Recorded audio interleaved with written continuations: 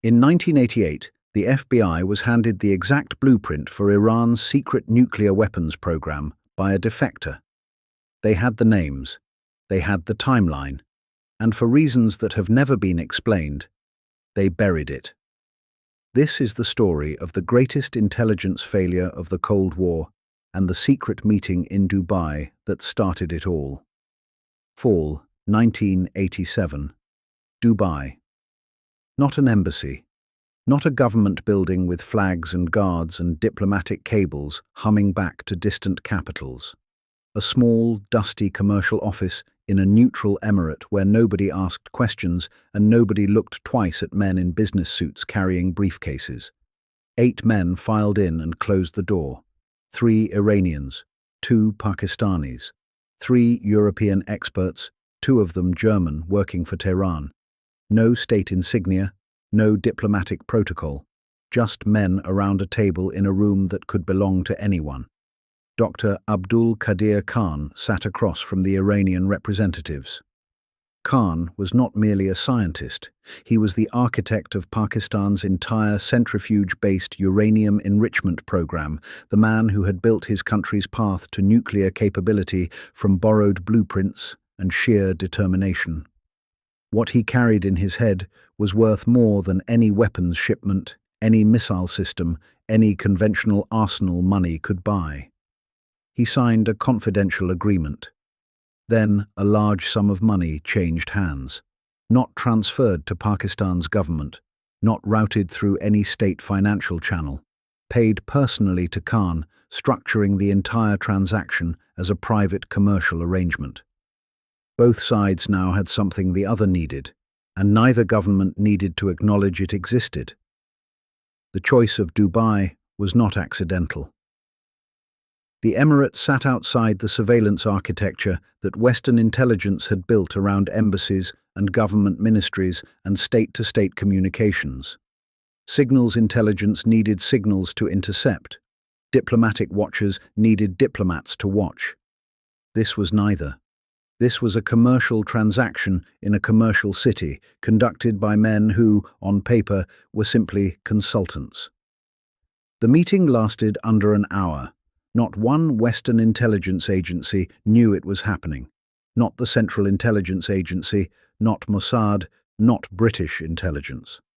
The services that had spent decades mapping Soviet nuclear movements, tracking missile deployments, and recruiting sources inside closed regimes had no asset in that room, no intercept on that conversation, no trace of the money that moved across that table. What they were building was not just a weapons program. It was a framework, a hidden spine around which Iran would construct an elaborate architecture of deception, false leads, and deliberate misdirection for the next 15 years. The centrifuge expertise Khan carried would scatter across military bases, disguised laboratories, and underground facilities in Isfahan, Arak, Natanz, and Qom. Each site independent, each site survivable without the others. The agreement was signed. The money had changed hands. But the most dangerous thing about what happened in that dusty office was not what the 8 men brought with them. It was what they were building on top of.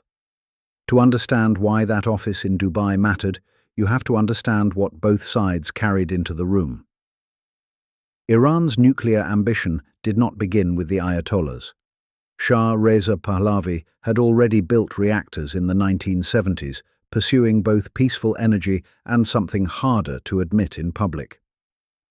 When the Islamic Revolution swept him from power in 1979, the clerical regime that replaced him inherited 2 things simultaneously: functioning nuclear infrastructure and an institutional appetite for what that infrastructure could eventually produce.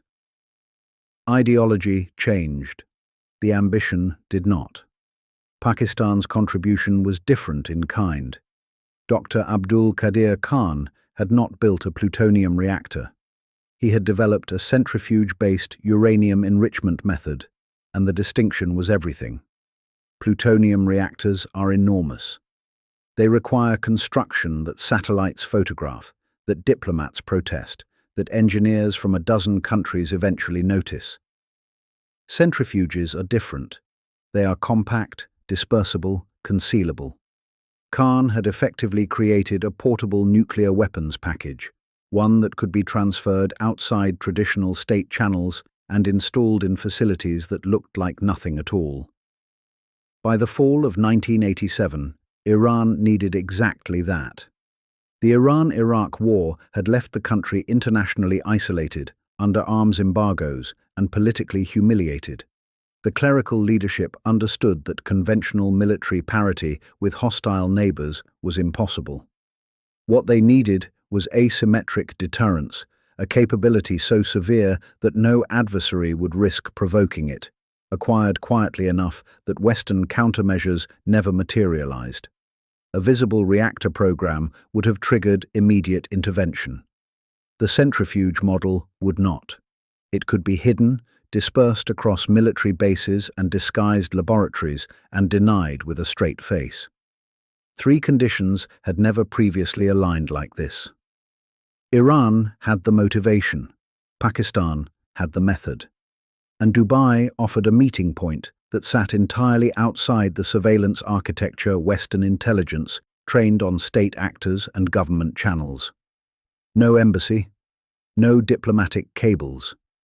A small, dusty commercial office in a neutral emirate where a private transaction could be structured to look like nothing more than a technical consulting arrangement. What Khan brought into that room was not just expertise.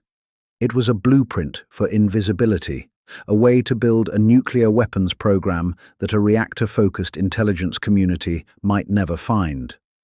And the payment went directly to Khan personally, not to the Pakistani state, ensuring that no government financial oversight on either side would ever see the transaction clearly.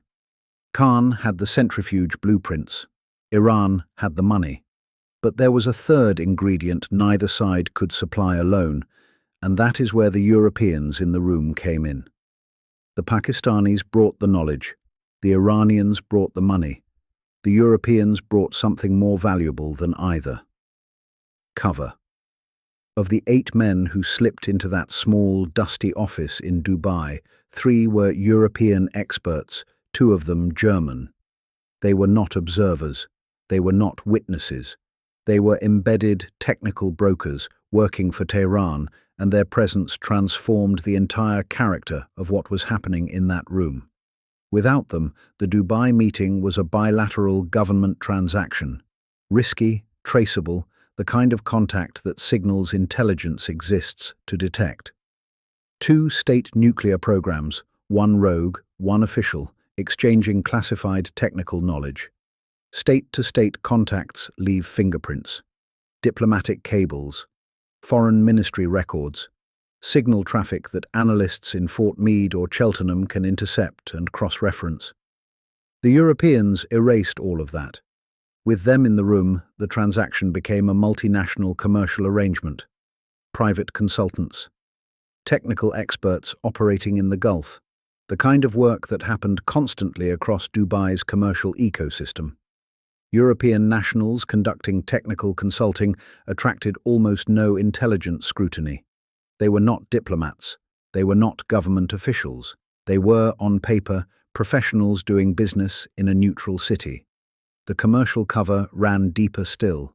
Dr. Abdul Qadeer Khan operated inside Pakistan's official nuclear program, but his proliferation transactions ran as a parallel personal enterprise, entirely separate from state machinery. No government ministry authorized the Dubai meeting. No Pakistani foreign ministry cable announced it. No state-to-state communication existed for any signals intelligence service to intercept, because formally, no state-to-state transaction was occurring. A private payment went directly to Khan as an individual. European consultants facilitated the technical transfer. A neutral commercial city hosted the meeting. No government fingerprints. On either side of the table. The architecture was close to perfect. A neutral city, a private payment, European cover, and a client, Iran, that had studied its own invisibility requirements carefully. Tehran understood that the most dangerous moment in any clandestine program is not execution.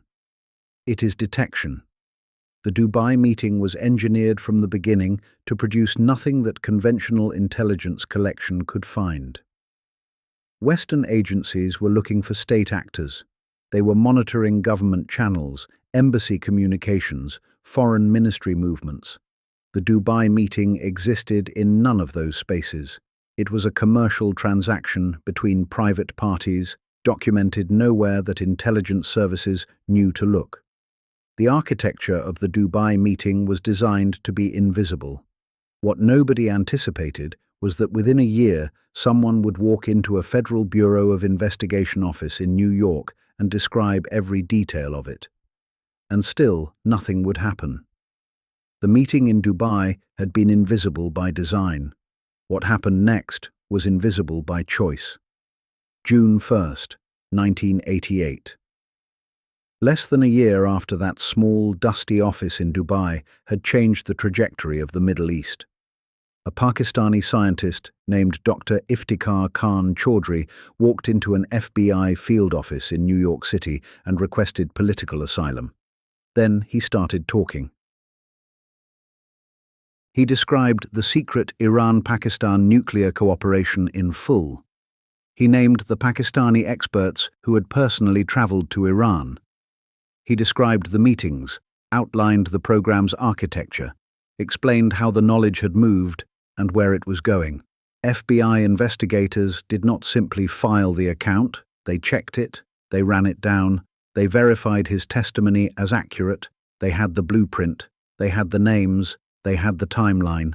Then American authorities buried the transcripts and initiated no action. Let that land for a moment.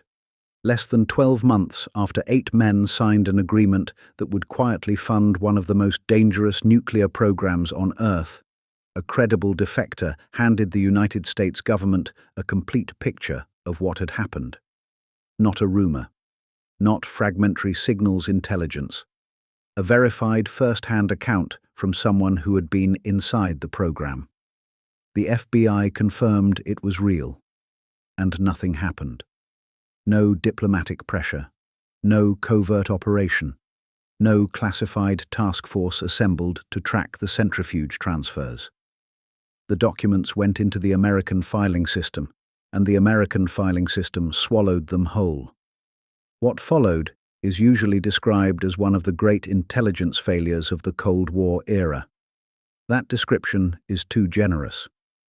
An intelligence failure implies the information was not there. The information was there. A defector walked through the front door of a New York office and handed it over directly. What happened next was not a failure of collection. It was a failure of will. Someone had the answer in 1988 and chose, for reasons that have never been fully explained, not to use it. The consequences compounded quietly for 15 years.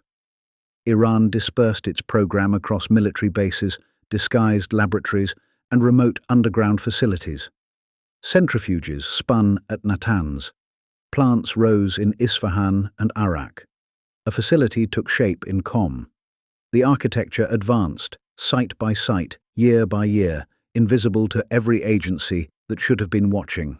The FBI had the transcript. The names were verified. The program was real. And while those documents sat buried in an American filing system, Iran was already building the architecture that would make the program impossible to stop. With the FBI transcript buried and Western agencies chasing the wrong targets, Iran had time. They used every hour of it. Here is what makes this story almost impossible to believe, even now. Iran did not simply hide its nuclear program. It built a decoy and handed it to the most sophisticated intelligence services on Earth.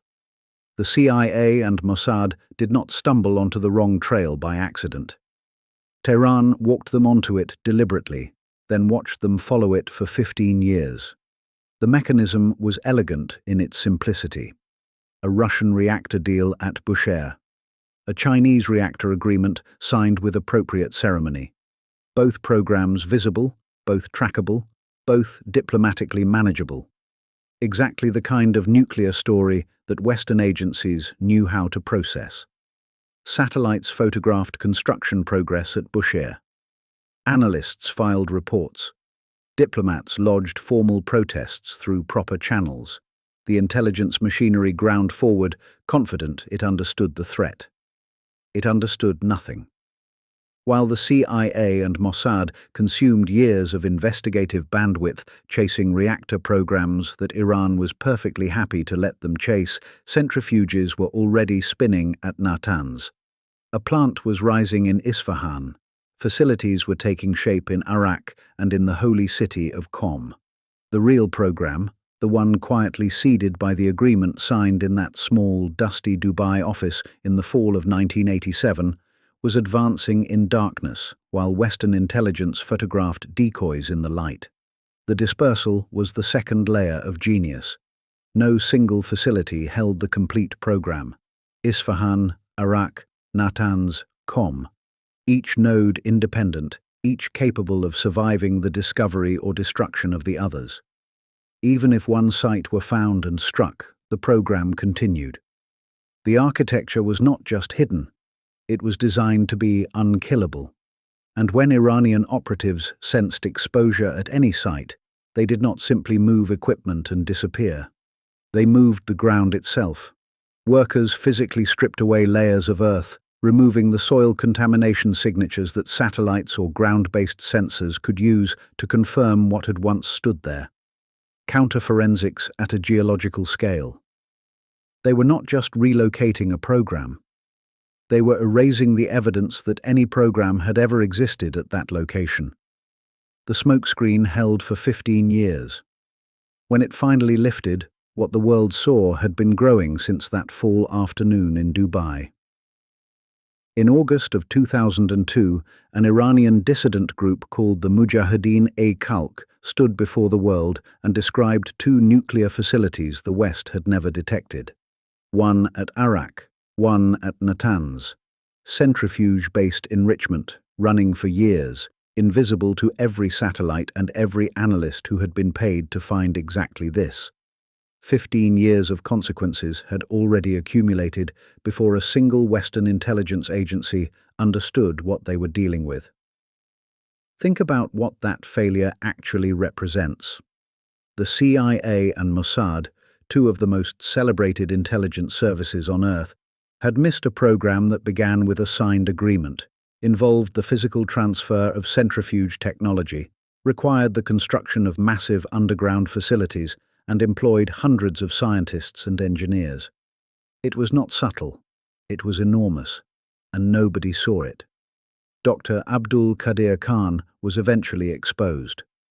The Pakistani government granted him a full pardon, shielding him from every form of international legal accountability for deals that had included Libya and North Korea alongside Iran. The man who had made millions selling centrifuges and expertise walked free. The architecture he built kept running. And then there is this. The FBI had the answer in 1988. Dr. Iftikhar Khan Chaudry had walked into their New York office and described the entire program. Investigators verified his account as accurate. The transcripts were buried. No action followed. The subsequent 14 years of invisible Iranian enrichment were not a failure of collection. Someone already had the blueprint. They chose to file it away. 8 men slipped into a small, dusty office in Dubai in the fall of 1987. The world still has not found its way back out.